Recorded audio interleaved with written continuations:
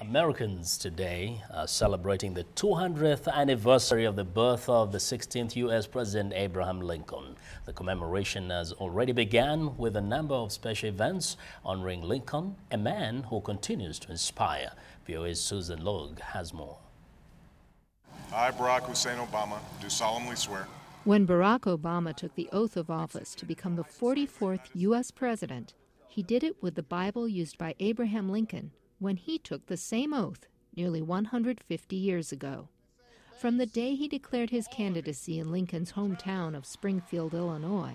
In the shadow of the old state capitol, where Lincoln once called on a house divided to stand together, Obama sought to evoke the 16th president, echoing Lincoln's words with his victory speech on November 4th. A government of the people, by the people, and for the people has not perished from the earth. This is your victory.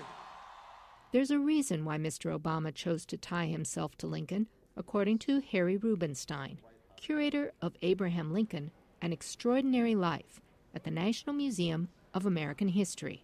We think of Abraham Lincoln and we think of the American dream as sort of tied together. Lincoln's life is the stuff of myths.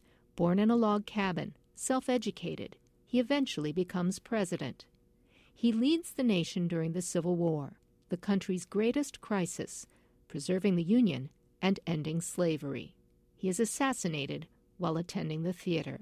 Lincoln will be remembered as one of our great presidents. It's his leadership, it's dealing with crisis. He's a pragmatist, but with strong ideals. I think that Lincoln casts a big shadow over anyone who holds that office.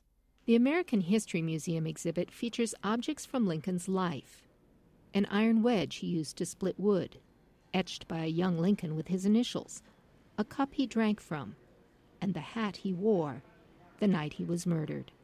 The idea is to make Lincoln more human. Historian David Ward says that's a challenge. Lincoln, along with Napoleon Bonaparte, apparently has had more biographical words written about him than anyone else. I think this ceaseless stream of books about Lincoln indicates the fact not only do we want to know about him, but somehow we've never really gotten a handle on him. Ward is curator of One Life, The Mask of Lincoln, at the National Portrait Gallery. The exhibit includes 2 life masks of Lincoln taken in 1860 before he ran for president, and in 1865, shortly before he was murdered, that show how the office aged him. But the majority of the images are photographs. Lincoln was really the first media president, if you can use that word, for the 1840s and 50s. Every time Lincoln gave a major address, he had his photograph taken. And I think what he's doing there, quite consciously, is that he is projecting an image to the public of the kind of man, the kind of politician, the kind of statesman, and the kind of leader he intended to be. This photo was one of the last, taken in February 1865. The mark from the cracked glass negative seems to foreshadow the path of the bullet that would take Lincoln's life in less than 2 months. Here we are at the end of the war. The war has 2 months to run. He can't know, of course, that he's going to be assassinated. There's a sense of mortality about it, but there's nonetheless a sense of ongoing life that Lincoln knows in many ways that he's fulfilled his mission to save the Union, to defeat the South and free the slaves and give rights to the African Americans. I think the fact that a person of color is now president would hearten Lincoln, of course, immensely.